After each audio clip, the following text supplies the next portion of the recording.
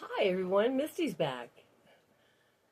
It's been a while, long time no see. Sorry about that. What I'm doing today is today I'm going to discuss um, how our impressions about our fathers might have a connection to whether or not you believe in God. Like, I don't know. I'll explain it in here a little bit. We're going to be talking about my background a little bit. A lot of you might have been wondering, like, who is this chick? Where'd she come from? Where does she get these crazy religious ideas from? Um, so I'm going to go into my personal background a little bit, and we're gonna we're gonna do a deep dive into old dad, and I have this. Look at it's a lot of index cards, and I read through it last night. It takes me about a half an hour to read through. I'm gonna do it in two parts. I have this, and I also have. I'm gonna do a part two in a separate video that will be more objective, kind of just dealing with the facts. And what we're going to study on here is whether or not, um, you all know if you've seen any of my videos that a source of contention is that the creation story does not involve a female. It involves a man saying that he created human life out of rib meat and dirt, basically. So I'm not buying that. As a woman, that offends me. But could there be a reason why God doesn't have a wife? Do women corrupt a man? Or is he corrupt when he meets a woman? We're going to explore that today. So that's our topic. And I'm just going to get started. I'm going to read this through. And then if this part bores you, just skip ahead to part two of it. But I'm just going to kind of give you some background about myself, about my family. And we'll get it figured out together. Okay? Let's get started. The entirety of Judeo-Christianity is based on the benevolence of God, the Father. His lack of a female counterpart has always been a source of contention for me. But does God's benevolence derive from remaining uncorrupted and uncontaminated by women? Personally, I take that as an affront. But then I thought of my own parents, and I realized that my own father had been devastatingly morally compromised by my mother. I always knew my mother was evil. So, how did I fail to understand why God has no wife? I've spent decades feeling sorry for my poor dad. My mother, his wife, is a Thurston County, Washington liberal feminist. At her core, there's no heart. There's no remorse. I felt sorry for my dad, the way people pity all husbands of liberal feminist wives. They're in a trap that they can't get out of. Their only option is to go along to get along. They're frequently berated if they don't do what she says. Your most pitiable husbands of feminists are the ones whose wives have a trust fund.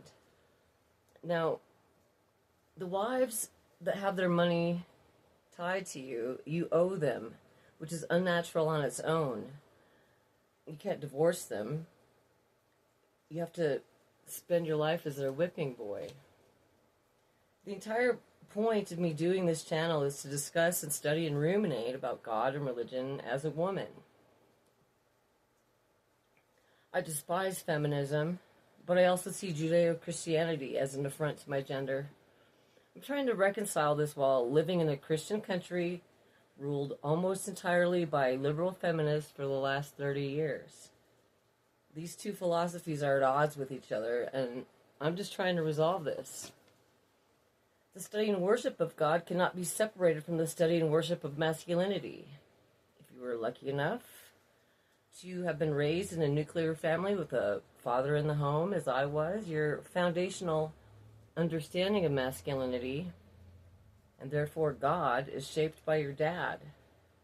In this video, what I'm seeking to determine is, are men corrupted by evil women? Or are men who attract evil women evil themselves? Are we simply blaming women for man's corruption to protect the benevolent reputation of man and God? The story of my father begins with a ship. Ships are a human invention created for man to conquer the natural element of water. Although water is essential to human life, it's very dangerous when it's not harnessed. A ship is only functional when it floats on top of the water. To stay afloat, a ship must be completely impermeable, waterproof, impervious to the relentless effort of the water to drag a ship to the bottom of her murky depths. A ship compromised by water is useless, dysfunctional, and will be eroded to its utter destruction. The term watertight does not mean that you become friends with the water. It refers to keeping the water out. Water must needs be controlled. A 1-inch slit below the waterline will sink a ship if the damage is not addressed.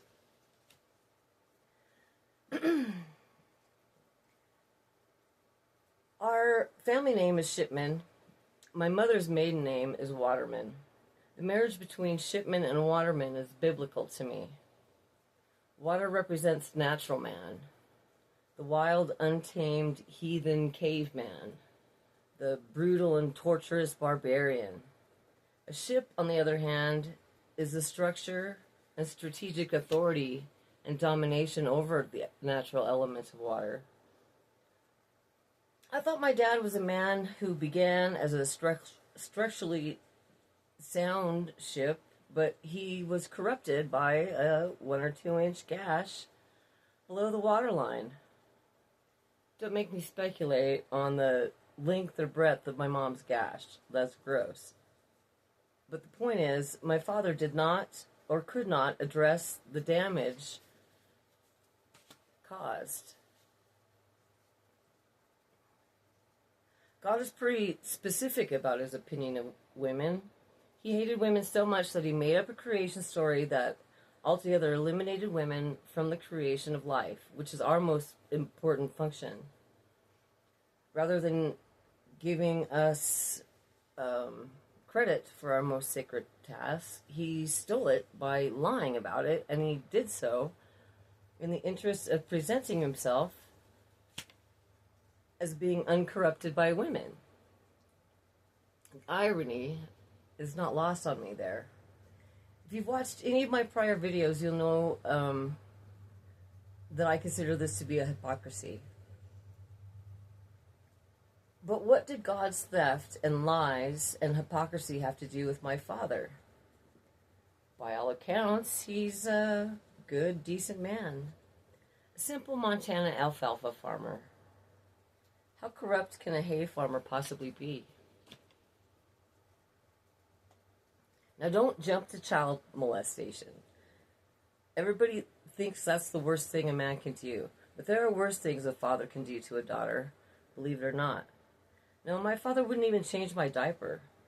There was a story about my dad giving me my first bare-ass spanking when I was 2 weeks old. I don't know if it's true or not, but they like to have a chuckle about it. That's the sort of story that makes my mom giggle. She finds other people's misery amusing. She called me for the first time in 20 years about 4 years ago. She was having a laugh about a schoolmate of mine from high school getting killed by an avalanche while skiing. Craig Kiddo.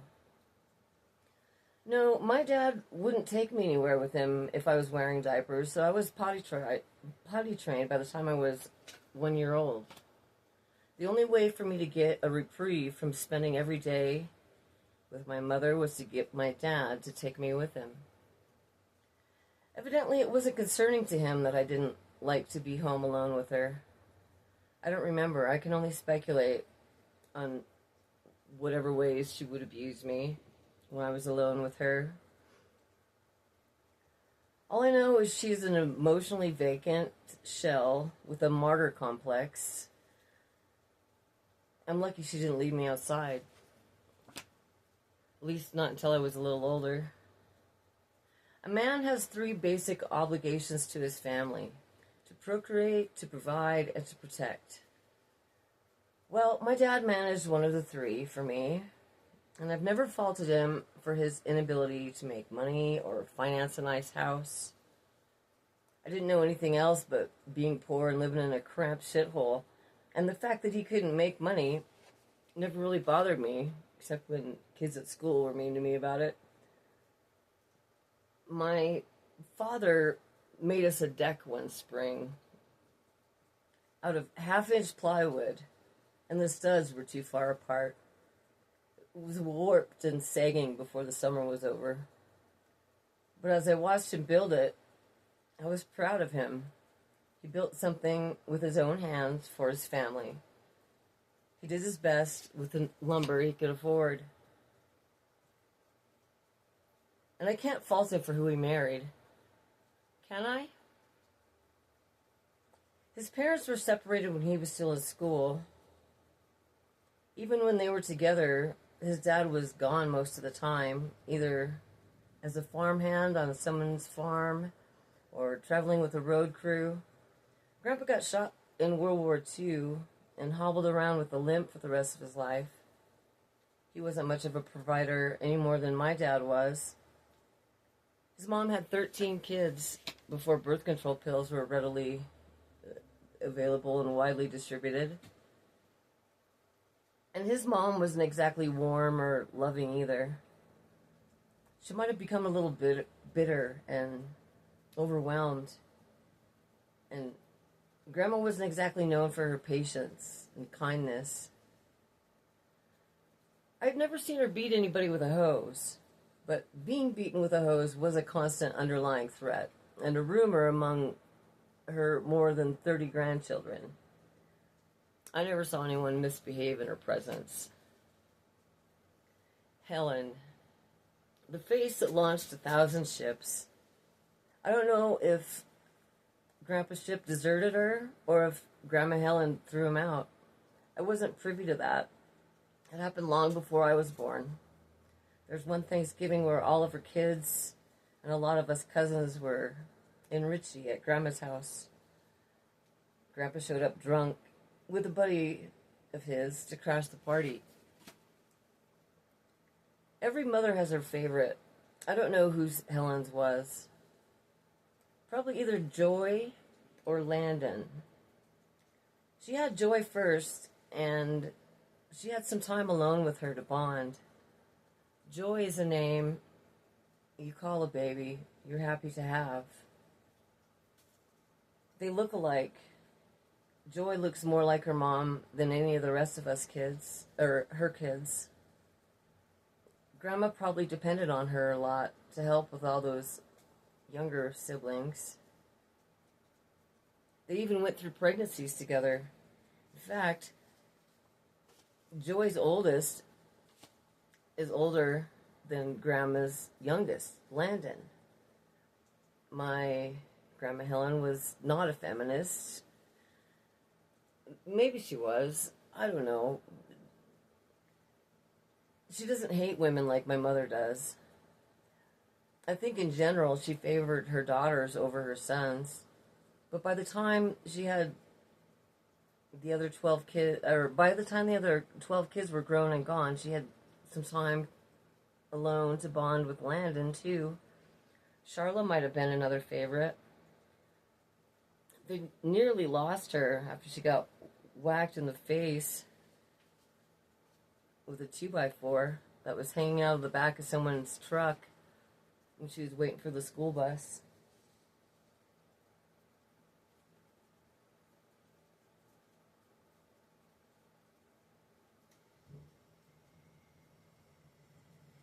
She might have been in a coma for a while, maybe rehab. When one of your kids gets hurt like that, I imagine that they're at top of mind and closer to your heart. And I think Charlotte works with her mom later on in a few hotels in the area. Anyway, that Thanksgiving was the only time I remember them under the same roof. I don't remember any yelling, but there was tension in the house after he left. A lot of us wanted him to stay. Grandpa Ship was an affable man. He was always fun to be around. But he couldn't stay long.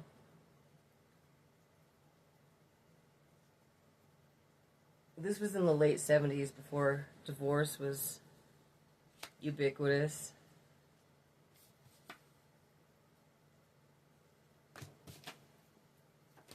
These are out of order.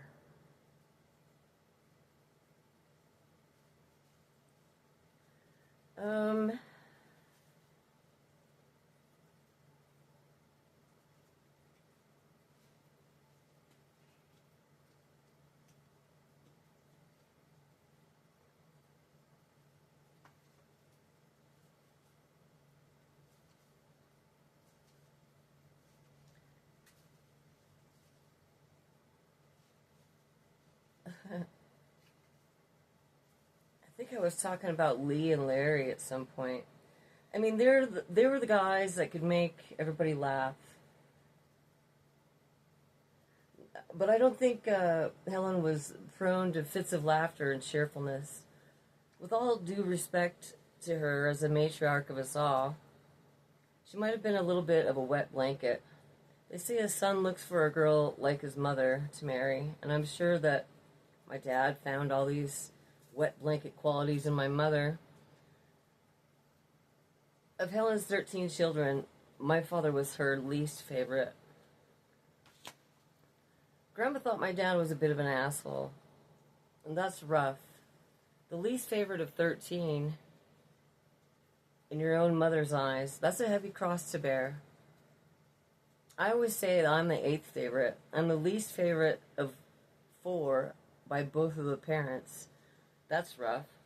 Being your mom's 13th favorite, that's a different level, but at least his dad liked him. I really don't know who had it worse, him or me. Maybe it seems like I'm meandering off topic. I'm trying to stay focused here. Just because your mom doesn't like you, it doesn't mean that you're evil. Even if that were the case, I'd be fucked. But my dad didn't like his mom either. He probably thinks all women are nasty, evil people, so if he's going to get married and have a wife, might as well find one with a trust fund. It would be impossible for my father to have married a woman like my mother for love or virtue. She was never blessed with either. Greed and money are the only possible motivations he could have had. And maybe Vietnam had something to do with it. I don't know if I'm mentioning that in here. My mom might have helped him get out of Vietnam. That doesn't kill the baby in the crib. Marrying for love is a fairly new concept in human civilization. Bride price and dowries, they're biblical. Remember Dinah? That whole debacle in the Old Testament? The obligation of the father to provide for his daughter in her marriage is written about quite extensively in the Bible. Why shouldn't he marry my mother for financial benefit? Does that make him an inherently evil man? I would argue not. That's biblical. If you're watching this video and you're getting bored with my family history and its implications on my life, religious philosophies, please be patient. There's a lot to unpack. This has been rough on me, but it's been rough for all of us. We're told that we're not supposed to blame our parents for our lives, and nobody says that louder than the baby boomers. They have their Pluto and Libra for the most part. And maybe you don't like astrology, but I use it all the time. If you're lucky enough to have a Leo in your life, you know they can be a lot of fun. But can you imagine an entire room full of Leos? How on earth would they decide which one of them would hold the microphone? What if there was an entire town of Leos? An entire state? Leos can't be governed. It would be like herding cats. I do what I want all the time. Let me destroy this. I'm gonna fuck that. Let's do all the drugs. Let's kill babies. I want a divorce. Look at me. Aren't I terrific? You only live once. If they could live an extra 20 years and stay in power, they would. They'd completely destroy Western civilization. They refuse to quit. They won't compromise. They demand to be revered and worshipped. Once they have any amount of power or authority, they refuse to let it go. They're hypersexual. Their generation demanded sex without consequences. Birth control pills weren't enough. They wanted abortions too. And no-fault divorce. When they were born, the world was dominated by families. After they ripped those apart, they created a society of sexually confused cross-dressers and furries and vaginoplasty and trans kids. This all happened under their watch and under their leadership. A lot of liberal ideas. This all came about under the watch of the baby boomers. Even the straightest late married baby boomers have their sexual proclivities. My parents were into porn. I don't know what kind of porn. All I know is we could all hear it. We always lived in a shithole with thin walls. I knew that men liked porn, but the fact that Mom would watch it with him kind of blew my mind. I hate porn. It's misogyny on videotape. But feminists have a love-hate relationship with women, as far as I can tell. If I were to speculate about it, my mother probably got turned on by how much better she is than the whores on the videos. My mother has a narcissistic main character issue that makes her seek out people to disparage and scorn and disdain. It's not like they had any porn addiction or anything. They seemed to enjoy it for sure. But they couldn't afford to rent a VCR very often. If they were addicted, they wouldn't have waited till the 90s to purchase a VCR. The only reason I bring up the porn proclivities is that it seems to be fine for both of them to watch porn. But then when their daughter becomes a prostitute because they have no other options, whores are suddenly terrible. I called my dad before I turned my first trick. I told him I was in Missoula. I told him I needed real help, not just $200 in gas money. I needed to go back to college. I needed an apartment. I had one of my kids with me. I needed him to actually help me. I had waited long enough for him to do something for me. Something substantial. Dad was the type of guy that might send $200. I could stay at his house and work at a gas station. He had no plans for me besides coming to their house and being their shitheel failure in Townsend, Montana. That was the highest hopes he could muster for me. I was born to be their shitheel. It's a very lazy parenting style.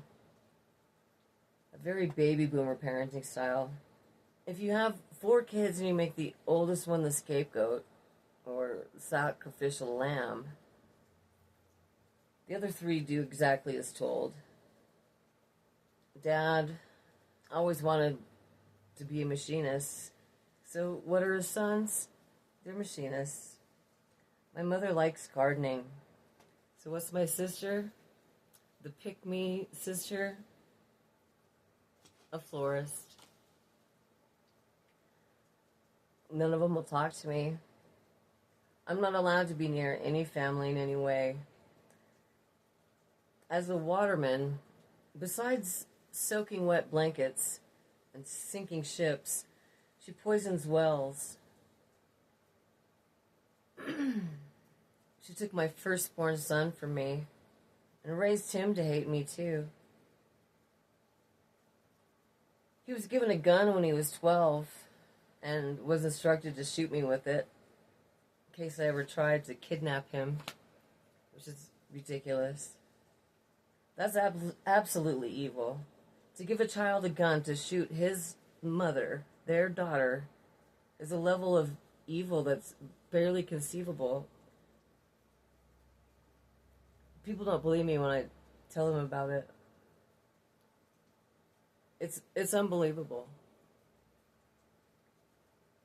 Who gave my son that gun and told him to do that to me? Is that mom or dad? If it was my mom who said that, I'm not surprised. If it was dad, that confirms that he is evil. But it doesn't prove that he was evil before he met my mom. As a scapegoat, we all see all the blatant evil because it's happening directly to us. I have identified my mother as an evil person from the jump. But I've always wanted to love my father. If I can't love him, I was hoping to find out that he's not inherently evil from the start.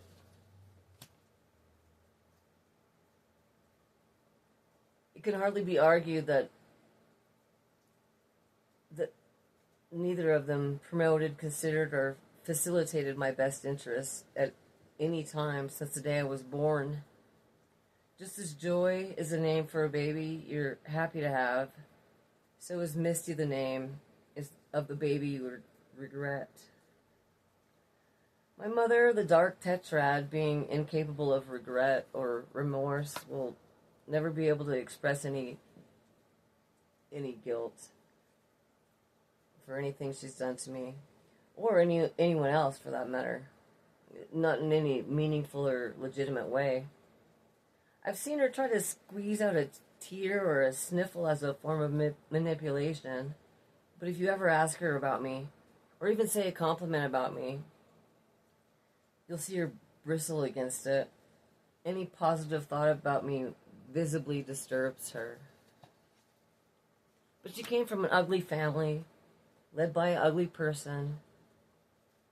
They're incapable of any assessed value of love or beauty or kindness. They're murderers of love. But my father came from good people, real human beings. It's difficult for me to imagine that there isn't some tiny fragment of humanity that gives him some shred of inclination that he should have had more control over his wife so that she wouldn't have been able to do the things that she did to me. Some part of him who knows that what she did wasn't right. Doesn't he have enough dignity as a man to recognize that?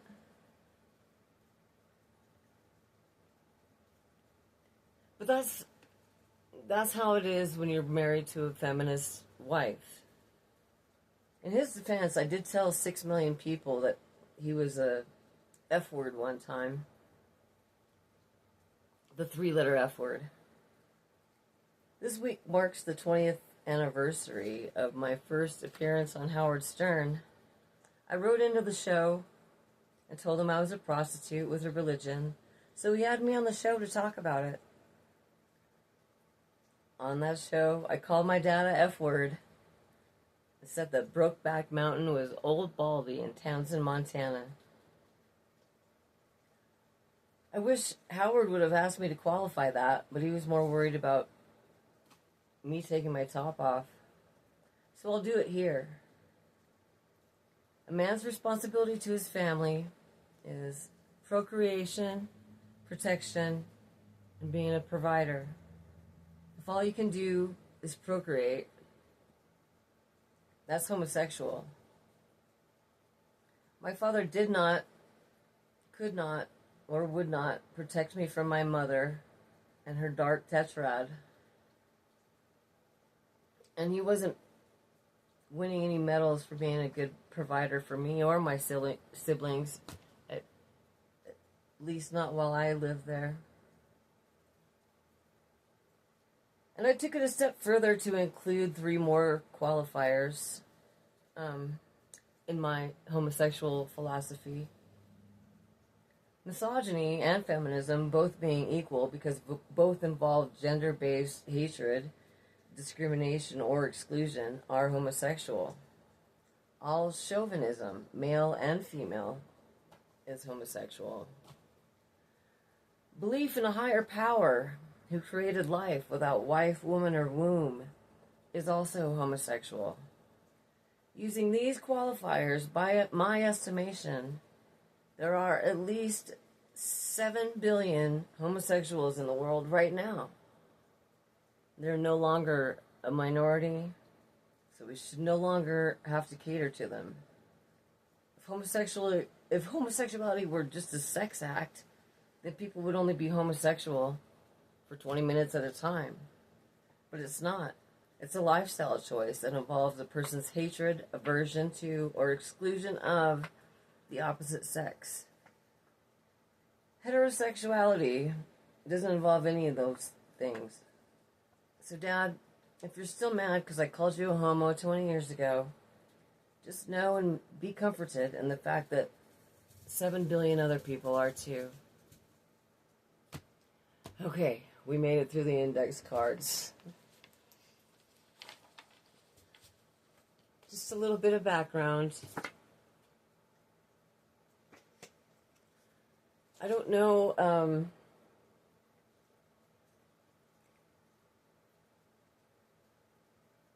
I don't know based on that whether he likes my mom because he's evil or if mom made him evil. We're going to find out that. We're going to find that out in the next video, part 2. Join me there. I'll see you in a bit. Thank you very much. See you next time.